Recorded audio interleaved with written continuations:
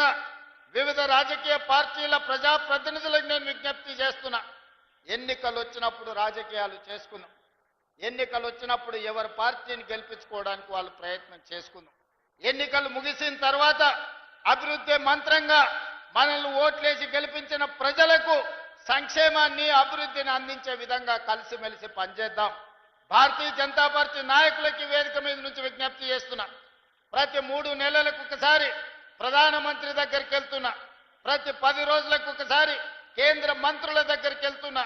ఢిల్లీ నుంచి రావాల్సిన అనుమతులు, తేవాల్సిన నిధుల కోసం కేంద్ర ప్రభుత్వంలో ఉన్న పెద్దల్ని మేము ఎట్లయితే కలుస్తున్నామో రాష్ట్ర ప్రభుత్వానికి కాంగ్రెస్ పార్టీ మేమందరం బాధ్యత వహిస్తుండొచ్చు.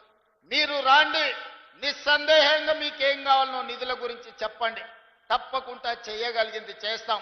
దీంట్లో రాజకీయాలు లేవు. మన ప్రాంతాన్ని అభివృద్ధి చేసుకోవాలి. మన మీద విశ్వాసం ఉంచి మనకు ఓట్లేసిన ప్రజలకు మేలు జరగాలి అనంటే ఎమ్మెల్యేలు, ఎంపీలు ఆ ప్రాంతానికి సంబంధించిన సమస్యల్ని ప్రభుత్వం దృష్టికి తీసుకురావాలి.